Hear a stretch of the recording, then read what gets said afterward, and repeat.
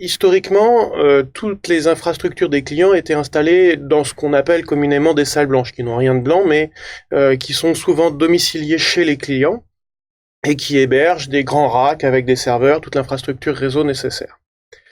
L'idée du cloud, c'est de ne plus héberger les infrastructures informatiques directement chez le client, on dit maintenant on-premise, et de les héberger chez des hébergeurs. Alors historiquement, ça a toujours existé. On avait en France, par exemple, OVH qui faisait ça très bien. Sauf que maintenant, ça prend une autre tournure et on a des géants type Amazon, Google et Microsoft qui commencent à rentrer dans le jeu et qui vont commencer à héberger toutes nos infrastructures, c'est-à-dire pas uniquement les serveurs web comme c'était le cas avant, mais maintenant l'intégralité des ressources qu'on hébergeait autrefois on-premise. Quand on a commencé à aller dans le cloud, c'était essentiellement pour ce qu'on appelle de l'infrastructure as a service.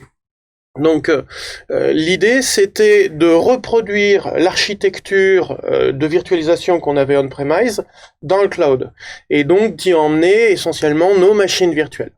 Dans ce cas-là, ça veut dire que c'est à nous de gérer l'intégralité de la machine virtuelle, c'est-à-dire son système d'exploitation, les correctifs pour ce système d'exploitation, la sécurité, puis ensuite installer des runtimes, puis installer les applications, et enfin pouvoir se servir des applications.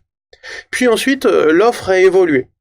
Particulièrement, les éditeurs ont décidé de nous soulager dans la gestion de ces machines virtuelles, et donc on est passé au mode platform as a service. Et donc dans ce mode platform as a service, cette fois-ci, on n'a plus à prendre en charge les basses couches, on va se concentrer uniquement sur notre code applicatif.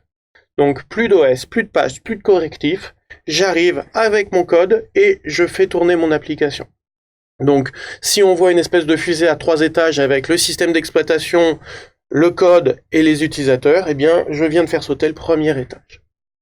Et puis, il y a un dernier niveau de service qui s'appelle cette fois-ci le software as a service, dans lequel, on va faire sauter les 2 premiers étages de la fusée, c'est-à-dire plus de système d'exploitation, mais plus de code non plus, je n'ai plus qu'à me servir plus qu'à me servir de l'application.